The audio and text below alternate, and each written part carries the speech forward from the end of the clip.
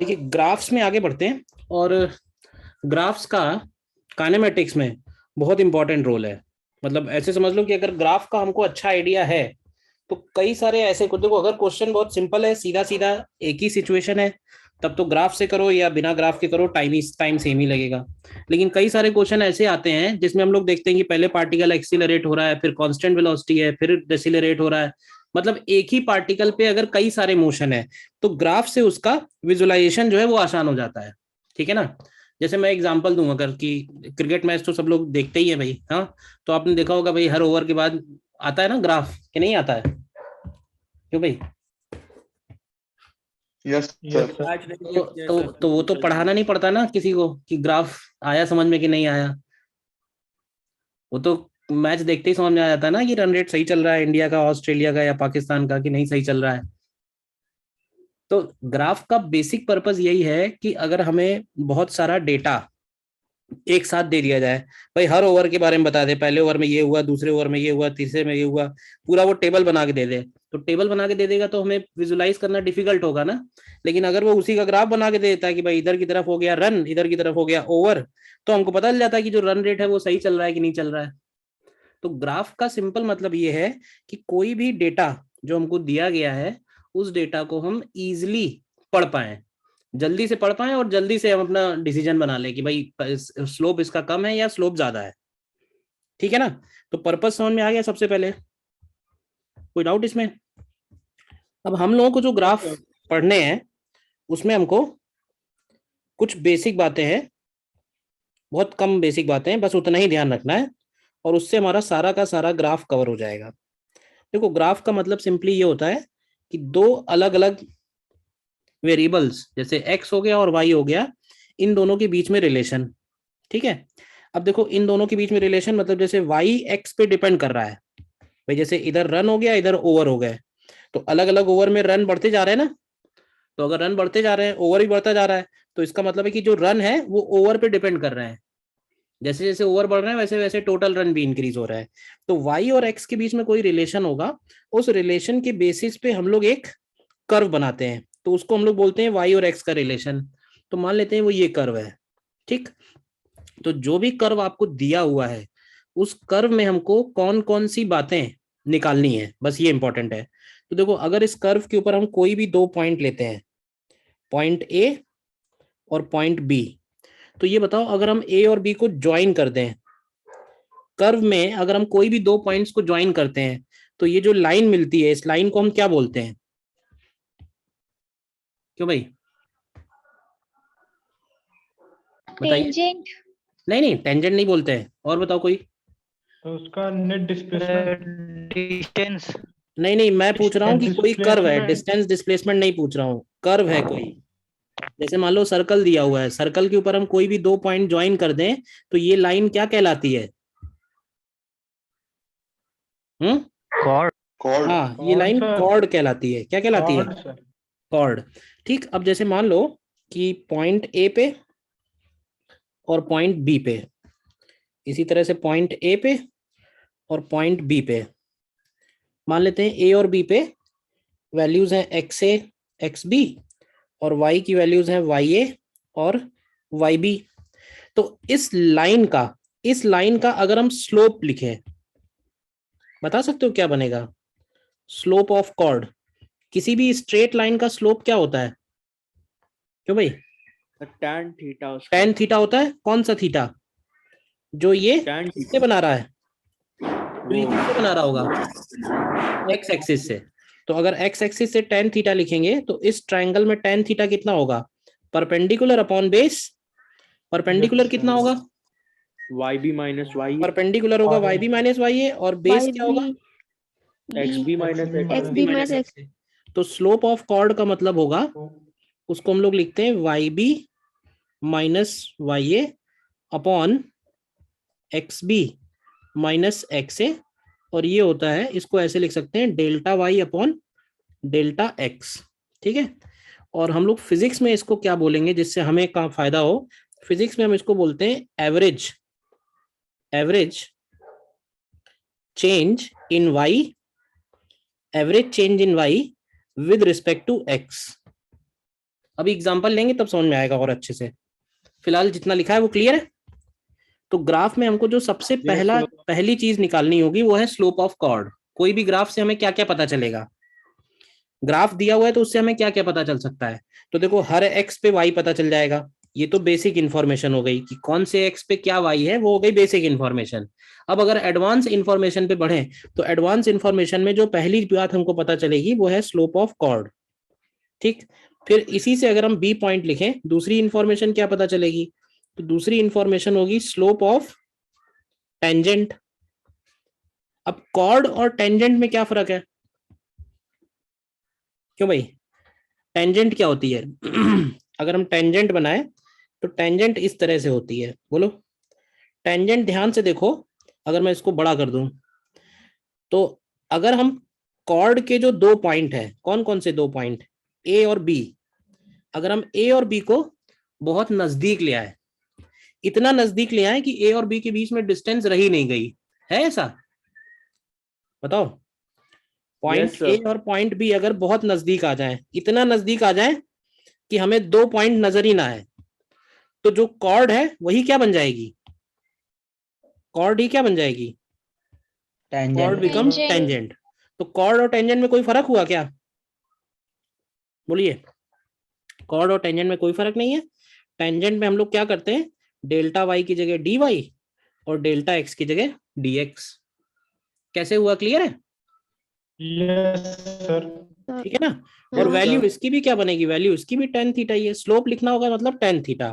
Theta इस diagram में अगर दिखाएं तो कौन सा थीटा है, थीटा ये वाला एंगल है, ठीक है। तो दूसरी इंफॉर्मेशन जो हमें पता चलेगी किसी भी ग्राफ से वो है टेंजेंट, स्लोप ऑफ टेंजेंट। और फिजिक्स में हम लोग इसको क्या बोलेंगे, फिजिक्स में हम लोग इसको बोलेंगे instantaneous, instantaneous rate of change of y with respect to x, instantaneous rate of change of y with respect to x.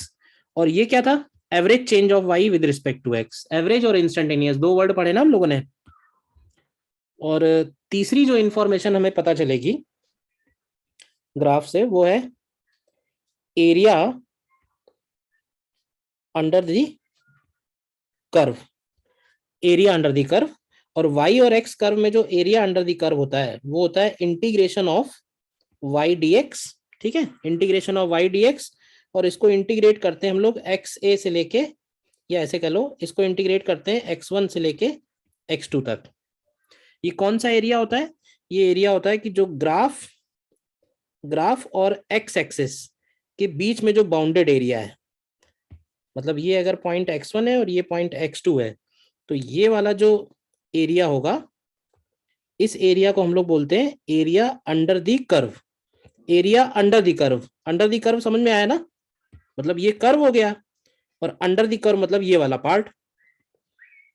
तो ये वाली हाइट अगर आप लिखोगे तो क्या ये हाइट y होगी, और ये वाली डिस्टेंस अगर लिखेंगे तो ये dx होगी। तो y इंटू डी का जो प्रोडक्ट है वो होता है एरिया अंडर द कर्व। और अगर हम इसको इंटीग्रेट कर देंगे क्योंकि ये वैल्यू चेंज हो रही है, तो ये कहलाएगा एरिया अंडर द कर्व, कहां से लेके कहां तक, x1 से x2, ठीक है ना। Yes, sir. Yes, sir. This is area bounded between, area bounded between curve and x axis.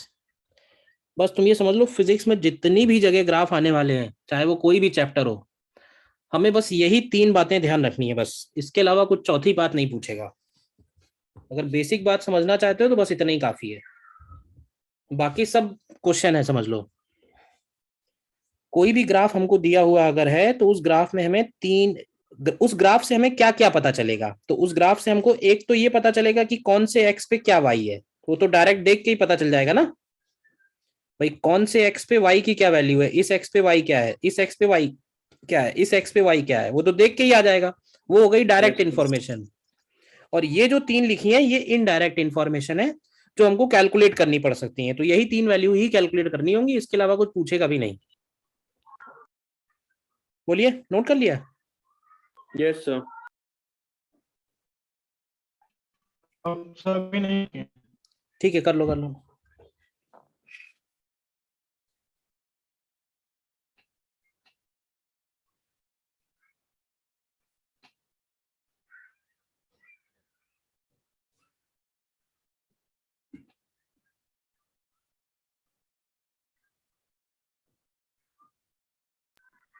Sir हाँ बोलिए। सर एक बात पूछनी थी, वो जैसे आपने कहा कि स्लोप ऑफ कॉर्ड में हम लोग tan थीटा लेते हैं। हाँ tan थीटा जो वो y y minus Y A upon हाँ एक्स हाँ या हाँ माइनस एक्स, और जब स्लोप ऑफ टेंजेंट ले रहा है तब भी tan थीटा हाँ, बट बराबर थीटा जीरो अलग तब होगा तो। ना भाई, इस कॉर्ड की हाँ बट स्लोप अलग थीटा है। चेंज हो जाएगा ना सर। हाँ बस, ठीक ठीक। वो तो वैल्यू दी होगी उसके बाद। मैं ये नहीं कह रहा कि इसका स्लोप और इसका स्लोप बराबर है, वो तो अलग अलग होगा, इसका एंगल अलग आएगा, इसका एंगल अलग आएगा, बट बोलते दोनों को ही स्लोप मतलब टेन थीटा। स्लोप का मतलब क्या ठीक है? Sir, tan theta. बस। थीटा चेंज हो सकता है ना सर इसमें। हाँ, थीटा हर पॉइंट पे अलग अलग होगा। ठीक है सर।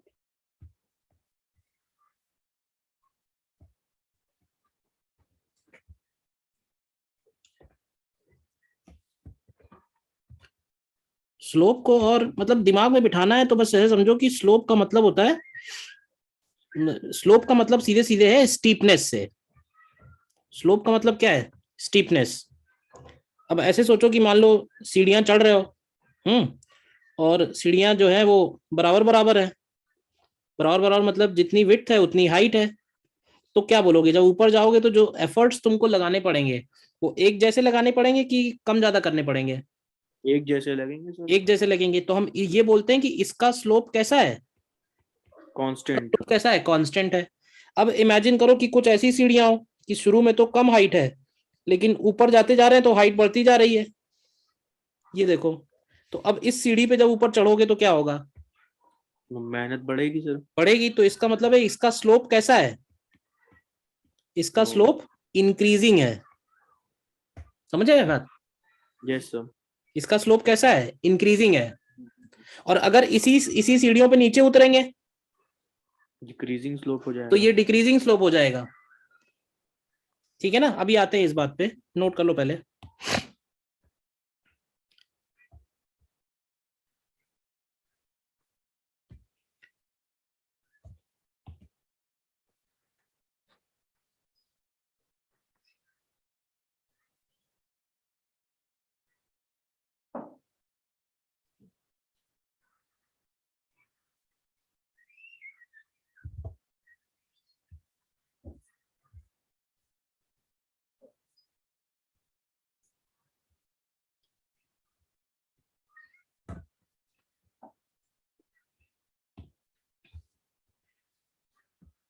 देखो, अब हमें जो ध्यान रखने हैं ग्राफ, एक तो हमको मिलेंगी स्ट्रेट लाइन। ठीक है? तो हमें स्ट्रेट लाइन को पहचानना आना चाहिए। ठीक है?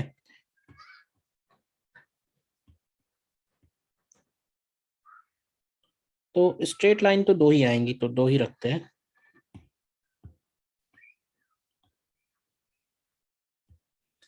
देखो, एक स्ट्रेट लाइन होगी। स्ट्रेट लाइन का मतलब है कि उसकी स्लोप कैसा होता है? स्ट्रेट लाइन का स्लोप कैसा होगा? कांस्टेंट। तो कांस्टेंट दो संभावनाएं हैं, या तो पॉजिटिव होगा और या फिर नेगेटिव होगा। स्ट्रेट लाइन का मतलब स्लोप कांस्टेंट। कांस्टेंट स्लोप दो तरह का हो सकता है, पॉजिटिव और निगेटिव। तो ये जो मैंने लाइन बनाई है पहले वाले में, ये पॉजिटिव स्लोप है, और ये जो लाइन मैंने नीचे बनाई है ये नेगेटिव स्लोप है।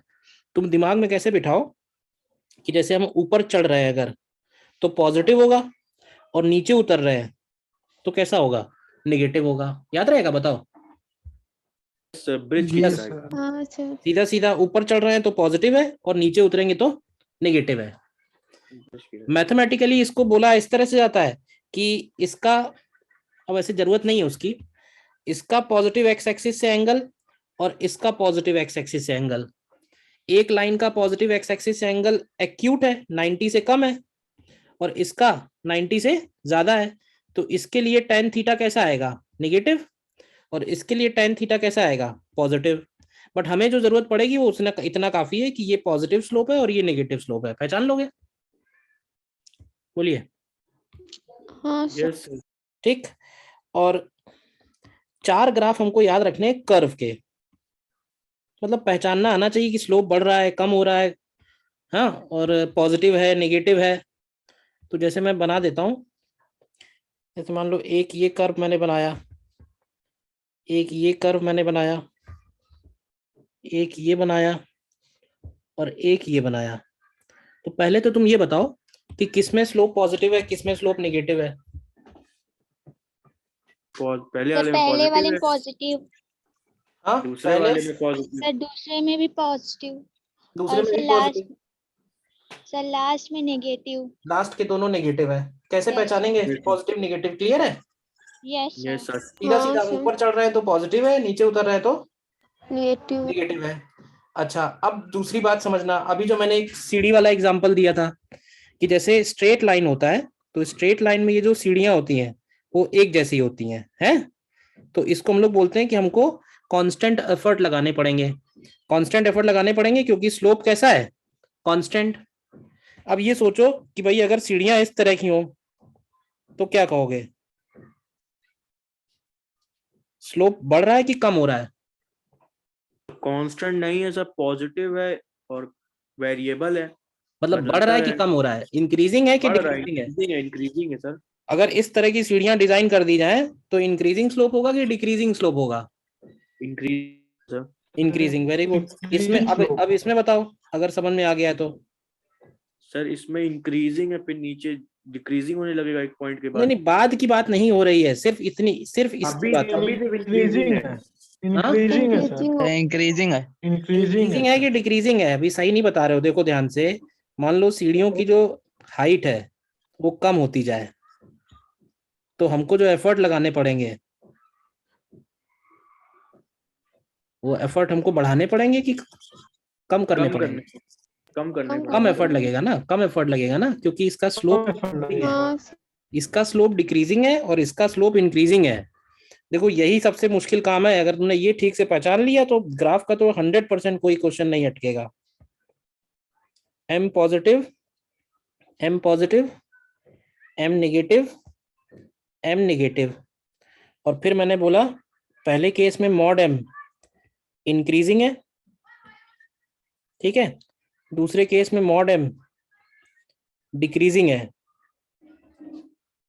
इसी तरह से तीसरे केस में बताओ, इसमें नीचे उतरेंगे तो स्लोप इंक्रीजिंग है कि डिक्रीजिंग है, और इसमें नीचे उतरेंगे तो स्लोप इंक्रीजिंग है कि डिक्रीजिंग है?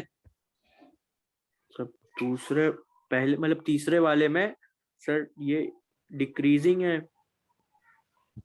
सोच के बताओगे तो सही जवाब आ जाएगा, डिक्रीजिंग है, और इसमें इंक्रीजिंग। कर रहा है तो इंक्रीजिंग है। तो पहले ये बताओ सभी लोग, ये जो 6 ग्राफ तुम्हारे सामने बने हुए हैं, इनमें ये जितना बातें लिखी हुई हैं इसमें कोई कंफ्यूजन है तो बताओ। सर चौथे वाले में जो आखिरी में बताया आपने, अब इंक्रीजिंग। सोचो ना, मान लो तुम इसमें स्लिप हो रहे हो, तो स्लिप हो रहे हो तो नीचे स्लोप कैसा है, नीचे की बढ़ता जा तरफ रहा है है ना? तो फोर्स नहीं लगेगा, कोई ताकत स्टीपनेस, से करने लगेगा। Steepness, Yes, sir. स्टीपनेस का मतलब होता है कि ढलान। तो इसकी ढलान बढ़ रही है कि कम हो रही है? अ, इसकी ढलान बढ़ रही है कि कम हो रही है? बढ़ती जा रही है ना? हाँ बढ़ती जा रही है। तो बस बढ़ती जा रही है, इसीलिए इंक्रीजिंग बोल रहा है। बोलो, बिल्कुल देसी तरीका है पहचानने का। नहीं तो मैं ये सर एक कहूंगा बात कि पहले इस पे यहाँ टेंजेंट बनाओ, फिर इस पे यहाँ टेंजेंट बनाओ, फिर दोनों का एंगल कवर करो, पर छोड़ो, सबकी जरूरत नहीं है। सीधा सीधा देख के, सीधा सीधा देख के बता सकते हो। सर एक बार सेकंड फिर से बता दीजिए। सेकंड वाले में मैंने ये बोला कि अगर सीढ़ियों की हाइट कम होती जा रही है तो ये ग्राफ बनेगा ना,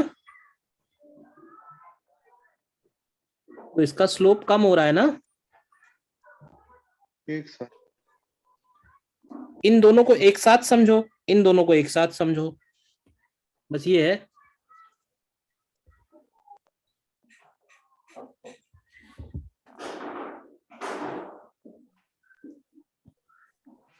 बोलिए आराम से। सर एक बार ये थर्ड वाला tan थीटा समझा दीजिए। टेन थीटा थर्ड वाले में यहाँ पे टेंजेंट और यहाँ पे टेंजेंट, जब टेंजेंट वर्टिकल होती है तो स्लोप ज्यादा होता है। तो किसका स्लोप ज्यादा है, ए का कि बी का?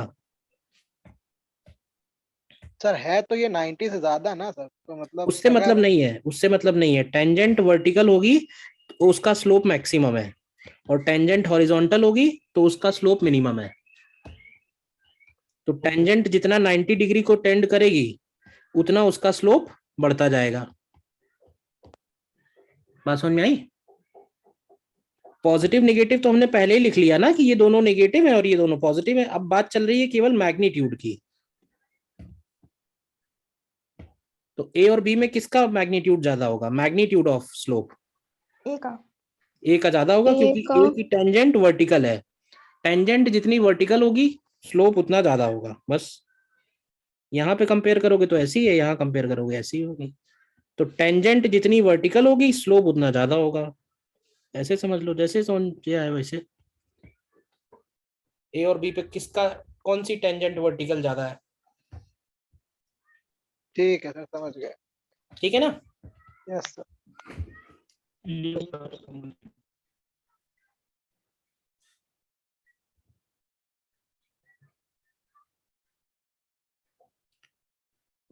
ठीक है, बस बेसिक थ्योरी इतनी ही है। नोट कर लिया है? Yes sir. ठीक, जो ना Yes, नोट sir. कर पाना भेज दूंगा मैं नोट्स, को दिक्कत नहीं है। और आगे बढ़ते हैं फिर। अब देखो, अब ये जो हमने पढ़ लिया इसका यूज कैसे करना है। तो जैसे मान लो हम एक ग्राफ समझते हैं, velocity time graph.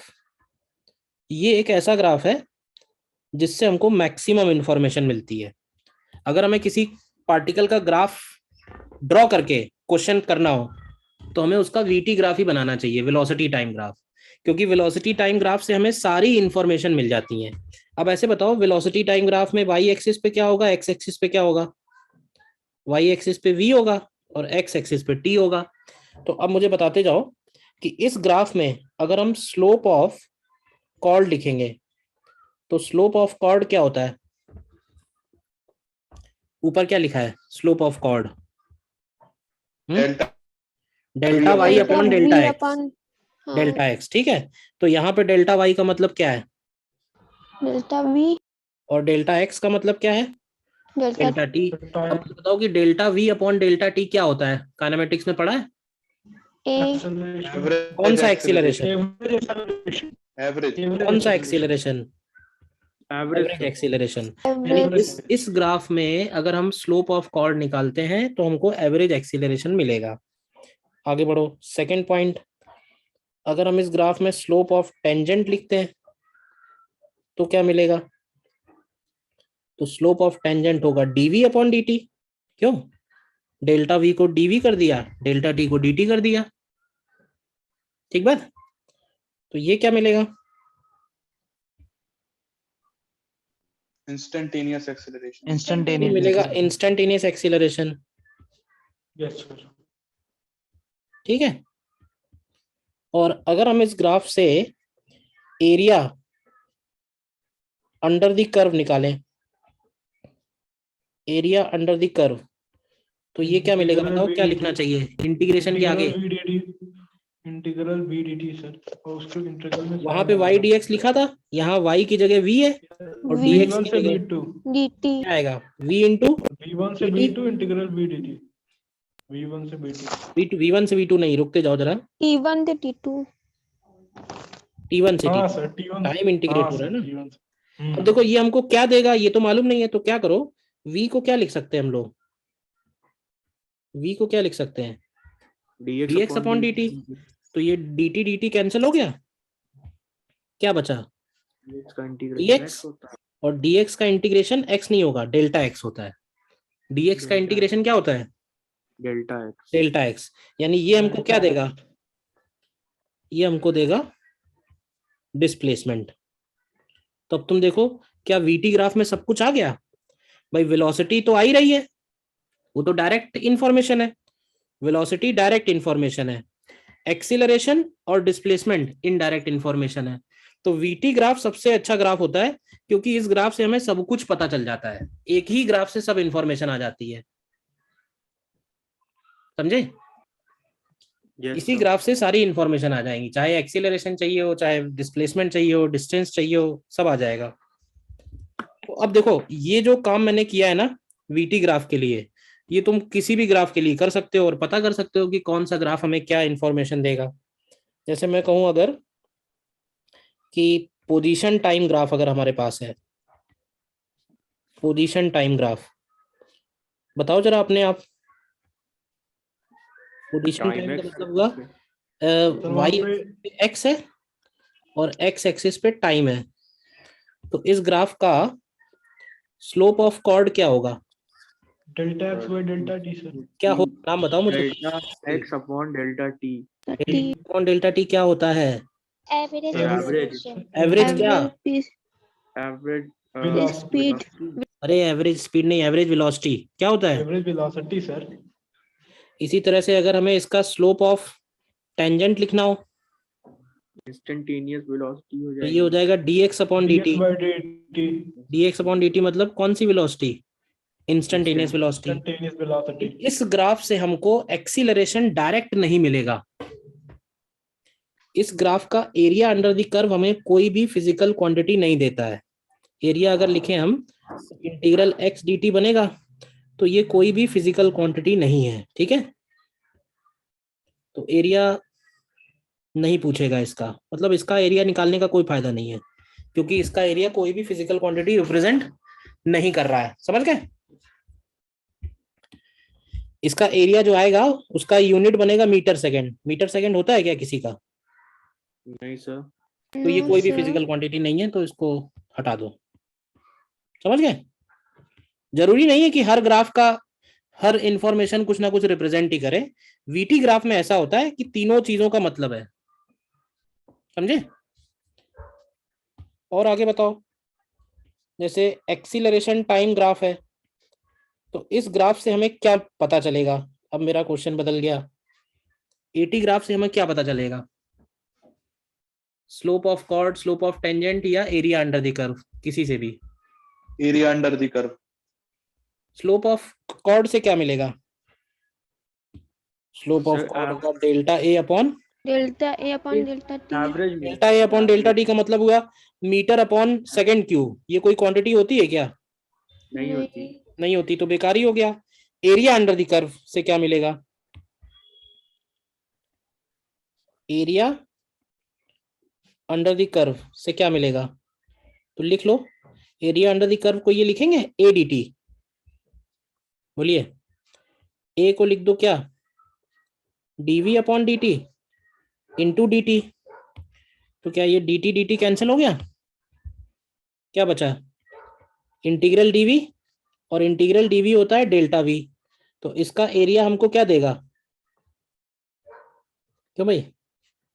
Change in velocity. Velocity मत बोलना, क्या बोलोगे? वेलोसिटी देगा।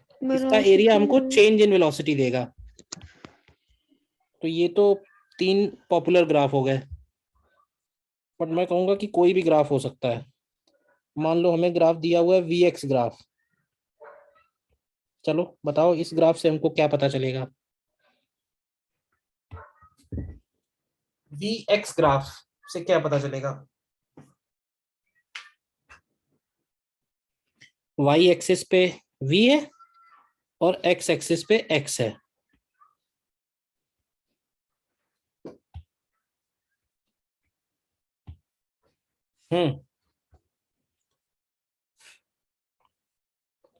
अब देखो v और x में अगर देखा जाए तो एक्सीलरेशन को हम लोग लिखते हैं v into D by d x, लिखते हैं ना। तो इस ग्राफ का स्लोप अगर वेलोसिटी से मल्टीप्लाई हो तो हमको क्या मिलेगा? एक्सीलरेशन। वीएक्स ग्राफ से क्या मिलेगा? वीएक्स ग्राफ के स्लोप से डायरेक्ट कुछ नहीं मिलेगा, लेकिन उसके स्लोप में अगर हम वेलोसिटी मल्टीप्लाई कर दें तो हमको क्या मिल जाएगा? एक्सीलरेशन। बताइए। सर एक बार फिर बोल दीजिए, क्या बोला आपने? मैंने जो बोला है सामने लिखा है, देखो ध्यान से। इस ग्राफ का स्लोप क्या होगा? इस ग्राफ का स्लोप होगा डीवी अपॉन डी एक्स, ठीक है। तो d v upon d x directly कोई क्वांटिटी रिप्रेजेंट नहीं करता है, लेकिन हमको मालूम है कि एक्सीलरेशन होता है v d v by d x. तो अगर dv अपॉन dx में हम लोग v का मल्टीप्लाई कर दें तो हमको एक्सीलरेशन मिल जाएगा ना। तो Yes, मैंने sir. ये बोला कि इस ग्राफ का जो स्लोप है वो डायरेक्टली हमको कुछ नहीं देगा, लेकिन इस ग्राफ के स्लोप में अगर हम वेलोसिटी मल्टीप्लाई कर दें तो हमको क्या मिल जाएगा, एक्सीलरेशन। ठीक है, slope of tangent into velocity करेंगे तो क्या आ जाएगा, एक्सीलरेशन।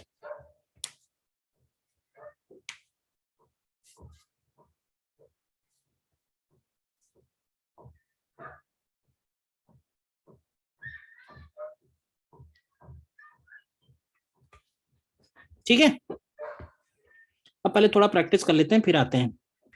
इतना यहां तक क्लियर है ना, क्यों भाई? Yes, sir. Yes, sir. Yes, sir. तो बस एक मिनट हो गया, लिख लें इतना लास्ट वाला पॉइंट। हाँ लिख लो।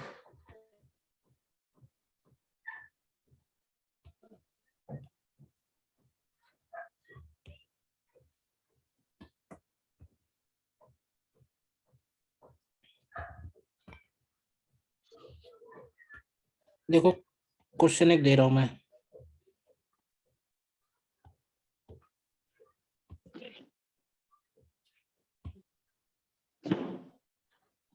देखो करो ट्राई। किसका ग्राफ दिया हुआ है ये?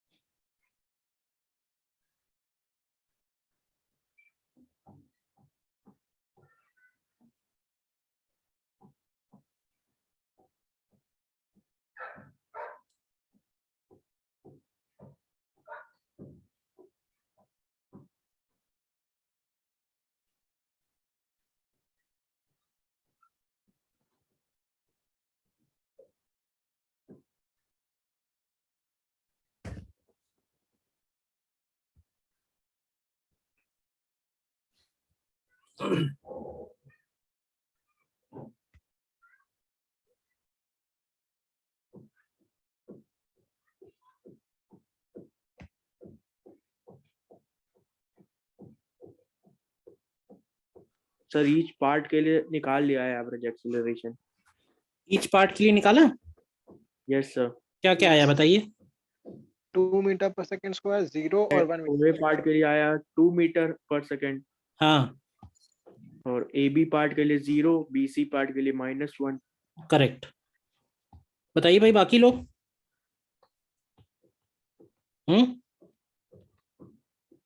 बाकी लोग बताइए। अगर हम OA का स्लोप लिखें, एवरेज एक्सीलरेशन कहां से मिलेगा? वीटी ग्राफ से। वीटी ग्राफ में क्या कैलकुलेट होगी एवरेज एक्सीलरेशन मिले? Slope of chord. तो क्या यही कॉर्ड है? क्यों भाई? यहां से लेकर यहां Yes, तक एवरेज एक्सीलरेशन और इंस्टेंटेनियस एक्सीलरेशन दोनों बराबर होंगे। क्यों बराबर होंगे? क्योंकि O से लेके A तक कॉर्ड भी यही बनेगी और टेंजेंट भी यही बनेगी। कॉर्ड और टेंजेंट सेम हो गई ना। अगर Yes, sir. स्ट्रेट लाइन है तो चाहे कॉर्ड बनाओ चाहे टेंजेंट बनाओ, स्ट्रेट लाइन ही आएगी। तो इसलिए एवरेज एक्सीलरेशन और इंस्टेंटेनियस 0 से O से लेके A तक सेम ही रहेगा। तो इसका स्लोप कैसे निकाला गया है? इसका स्लोप निकालने के लिए ट्रायंगल बना लो। हाइट हो गई 8 और बेस हो गया 4, तो 8/4 कर दिया, 2 आ गया। और ऊपर चढ़ रहे हैं कि नीचे उतर रहे हैं?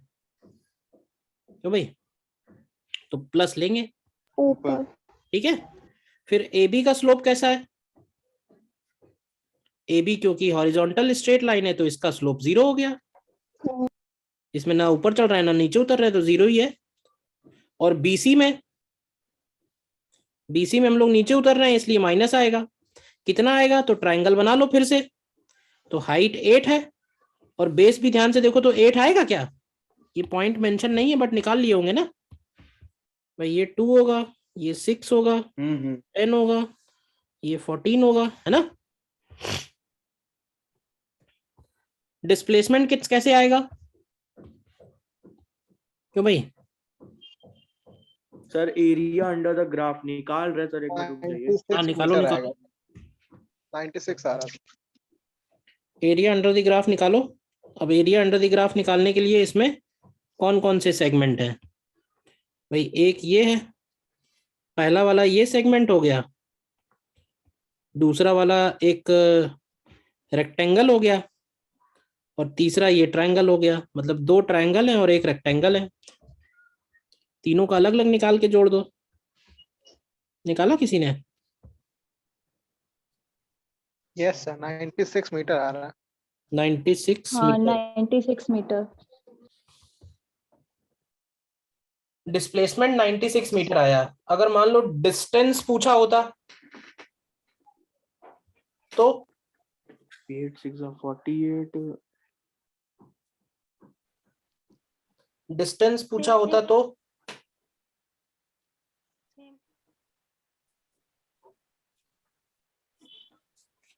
सेम होता। डिस्टेंस भी क्या सर, यही क्या कह रहे हैं होता। आप? होता। अगर डिस्टेंस 96 पूछा होता तो होता। आंसर क्या होता इंस्टेड ऑफ डिस्प्लेसमेंट? डिस्टेंस भी 96 ही आता। 96 हाँ, 96 क्यों? होता। कैसे, क्यों ऐसा कर सकते हैं? क्यों भाई? डिस्टेंस भी 96 आता क्योंकि वेलोसिटी कभी निगेटिव हुई नहीं, वेलोसिटी हमेशा पॉजिटिव है। वेलोसिटी कैसी है? हमेशा पॉजिटिव है।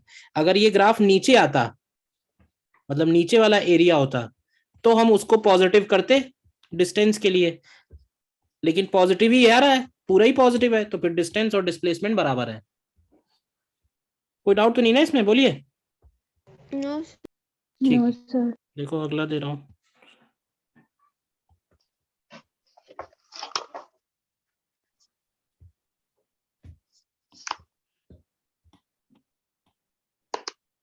नेक्स्ट देखिए,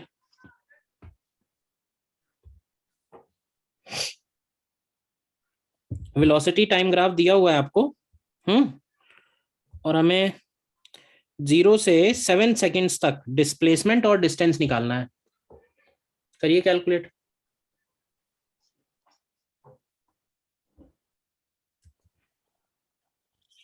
ये है टाइम एक्सिस जहां 0 दिख रहा है, नहीं दिख रहा 0?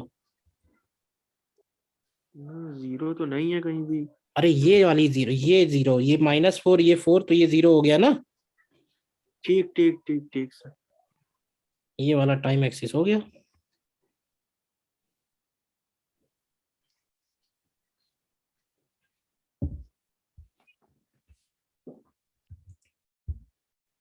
इस क्वेश्चन में डिस्प्लेसमेंट जो टाइम एक्सिस के ऊपर वाला है, यानी कि ये वाला पार्ट, ये पार्ट पॉजिटिव लेंगे। इतना एरिया निकालो, ये पॉजिटिव होगा, लेट्स से S1। और जो टाइम एक्सिस के नीचे वाला है वो डिस्प्लेसमेंट निगेटिव होगा, S2। और 7 सेकेंड्स तक ही निकालना है। क्यों भाई? तो अगर आप S1 S2 अलग अलग कैलकुलेट करो। डिस्टेंस 16 मीटर होना चाहिए। S1 और S2 अलग अलग कैलकुलेट करो। S1 निकालने के लिए क्या किया है, पहले ये वाला ट्रायंगल, फिर ये वाला रेक्टेंगल, और फिर ये वाला ट्रायंगल, 3 पार्ट में लिखा हुआ है। चेक कर लीजिए, कोई डाउट है बताइए। और S2 निकालने के लिए ये ट्रायंगल, ये वाला एरिया हो गया। लेकिन S2 नेगेटिव में लिखेंगे, चाहे नेगेटिव यहाँ लगा दो चाहे यहाँ लास्ट में लिख दो। और जब हम डिस्टेंस की बात करेंगे, डिस्प्लेसमेंट में हम लोग प्लस को प्लस और माइनस को माइनस लेंगे। लेकिन डिस्टेंस के केस में जो माइनस हमने निकाला हुआ है उसको भी हम प्लस बना के ही ऐड करेंगे 10 में। तो डिस्टेंस बनेगा 16 मीटर और डिस्प्लेसमेंट बनेगा 4। बताइए। डिस्टेंस बता दीजिए एक बार कैसे फिर से। डिस्टेंस देखो क्या होता है, हो ठीक, क्या रहा है हो पहले गया तो। हो गया हो गया हो गया सर, हो गया सर, थैंक्स। हो क्या रहा है ना यहाँ पे, ये अगर हमसे ये पूछा जाए कि पार्टिकल इस केस में यू टर्न कहाँ ले रहा है, क्यों भाई, ग्राफ को पढ़ना सीखो, ग्राफ पढ़ लिया तो काम हो गया। Particle takes U turn at time, बताएगा कोई, पार्टिकल यू टर्न कहाँ ले रहा है? Sir at 4 second. Point seven at 4 second पे यू टर्न हो रहा है। यू टर्न का मतलब होता है कि पहले पार्टिकल पॉजिटिव साइड में जा रहा था, वेलोसिटी उसकी पॉजिटिव थी, और फिर पार्टिकल लेफ्ट में जाने लगा, वेलोसिटी उसकी नेगेटिव हो गई। तो कहाँ यू टर्न हुआ, तो यू टर्न उसका ध्यान से देखो, वेलोसिटी पॉजिटिव से नेगेटिव कहाँ हो रही है, 4 पे हो रही है। वेलोसिटी पॉजिटिव से 7 पे नेगेटिव नहीं कौन, होगा। हाँ 7 पे भी होगा, 7 करेक्ट करेक्ट करेक्ट, 4 सेकेंड पे भी हो रहा है और 7 सेकेंड से भी हो रहा है, 2 बार यू टर्न हो रहा है।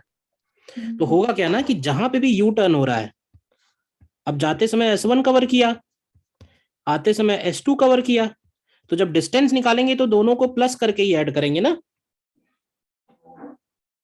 क्यों भाई?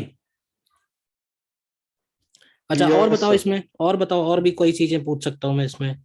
मैक्सिमम एक्सीलरेशन कहाँ पे है, मैक्सिमम एक्सीलरेशन कितना है, कहाँ है, लगाएंगे। मैक्सिमम एक्सीलरेशन कहाँ है पार्टिकल का, बताओ। S1 में। अरे सर यार S2 में टाइम बताओ ना, S1 क्या होता है? टाइम T से लेके 4 से लेके 5 सेकेंड तक। नहीं, टाइम T1 से 0 से 4 0 से 4 होगा। होगा। अरे बेटा एक्सीलरेशन कांस्टेंट है क्या इसका, पूरे ग्राफ में पूरे मोशन में एक्सीलरेशन कांस्टेंट है कि चेंज हो रहा है बार बार? चेंज हो रहा है सर, चेंज। स्लोप कांस्टेंट है कि स्लोप चेंज हो रहा है? स्लोप चेंज हो रहा है। चेंज हो रहा है ना, तो मैंने यही पूछा है कि कहाँ पे स्लोप मैक्सिमम है। सर ये 3 से 4 सेकेंड और 4 से 5 सेकेंड। मैक्सिमम कहाँ निकलेगा, मतलब कि देखो कौन कौन सी लाइन है, एक लाइन ये है हमारे पास, एक लाइन ये है हमारे पास, और एक लाइन ये है हमारे पास। तो मेरा क्वेश्चन ये है, इन तीनों लाइन में सबसे ज्यादा स्लोप वाली लाइन कौन सी है, 4 पे। सबसे ज्यादा स्लोप? तो देखो इसका स्लोप निकालोगे तो 2/2 नहीं 1 और 4 पे फोर होगा। बाई टू यानी कि 2 आ जाएगा। इसका स्लोप निकालेंगे तो 8/2 आ रहा है ना, क्यों भाई, हाँ सर 4 आ रहा है। और इसका स्लोप निकालेंगे तो 6/3 आ रहा है। तो मैक्सिमम एक्सेलरेशन ये वाली लाइन है। मैक्सिमम एक्सेलरेशन कहाँ से कहाँ तक है, t=3 से t=5 सेकेंड्स के बीच में है मैक्सिमम एक्सेलरेशन। कितना है लिखना होगा, तो उसको बोलेंगे कितना हो जाएगा, लेकिन सर 8 एक्सेलरेशन भी तो हो रहा है सर। 3 और 5, 8/2। अभी रुको मैं लिख लूँ फिर तुम्हारा जवाब देता हूँ, -4 मीटर/सेकेंड स्क्वायर। हाँ अब पूछो। सर 3 से लेके 4 तक सर डिसलरेट कर रहा है मैक्सिमम उससे, और 4 से लेके 5 तक मैक्सिमम एक्सलरेट कर रहा है सर। हाँ सही कह रहे हो। तो ये तो अलग अलग पार्ट्स है ना सर, 3 से लेके 5 सेकेंड्स तक नहीं, उसमें थ्री डिसलरेशन थ्री से लेके 5 तक एक्सेलरेशन सेम है, मैं अभी भी जो बोल रहा हूँ मैं उसी पे टिका हूँ, तुम अपना सही करो। सर वेलोसिटी तो 4 से लेके -4 तक जा रही है ना सर। अच्छा ये बताओ, जैसे पार्टिकल को हम ऊपर फेंकते हैं, जब जाता है, रुकता है और वापस आता है, तो ये बताओ कि जब पार्टिकल ए से लेके बी तक गया तो एक्सीलरेशन चेंज हो गया कि कांस्टेंट है? कांस्टेंट है सर। तो मैं भी तो वही बोल रहा हूँ। क्लियर ठीक। डाउट तुम्हारा? Yes sir. एक्सीलरेशन 3 से 5 तक कांस्टेंट है, इसमें कंफ्यूजन मत करो। और दूसरी बात समझो, माइनस है तो क्या हुआ, मैक्सिमम ही बोलेंगे, वेक्टर क्वांटिटी है ना, वेक्टर क्वांटिटी में माइनस साइन का सिग्निफिकेंस सिर्फ डायरेक्शन से होता है, वैल्यू तो मैक्सिमम ही है ना, क्यों भाई? यस। क्लियर है क्वेश्चन ये वाला सभी को? यस समझ। Yes yes. सर।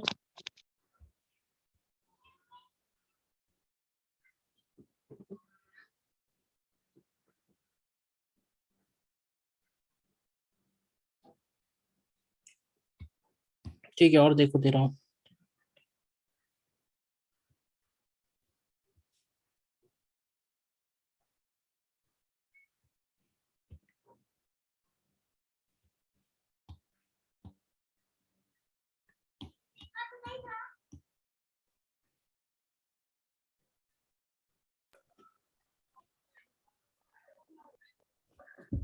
नेक्स्ट देखो,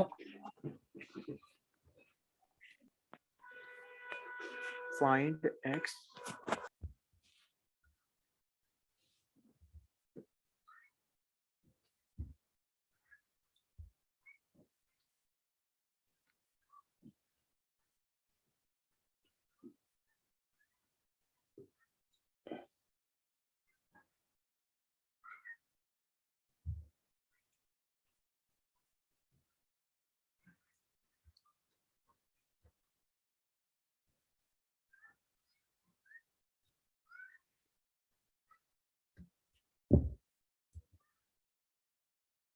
ठीक है, तुम इसको सॉल्व करो क्योंकि अच्छा क्वेश्चन है, और इसका सोल्यूशन मैं भेज दूंगा। ठीक है, बोलिए। फिर नहीं समझ में आएगा तो नेक्स्ट टाइम में पूछना। सर। हाँ सर एक बात पूछनी थी, वो आज आप अभी जब क्लास शुरू हुई थी तब आप कुछ क्वेश्चंस करा रहे थे सर, वो पैकेज में तो है नहीं सर वो क्वेश्चन। वो क्वेश्चन मैंने भेजे हैं ना ग्रुप पे। वो तो सर आज आए ना, आज आए तो सर आज कैसे कर लेते हैं हम लोग। आज वाले नहीं पूछे हैं इन लोगों ने, जो पूछे हैं लास्ट टर्न पे जो भेजे थे, लास्ट नहीं बल्कि ऑनलाइन क्लास के पहले भेजे थे वो हैं। अच्छा मतलब वो आप पहले दे चुके थे। हाँ। अच्छा ठीक है। तुम किस में, साउथ ठीक वाले है। बैच में हो? Yes sir. ठीक है, मैं भेज देता हूँ उसमें भी। ठीक, thank you sir. Okay sir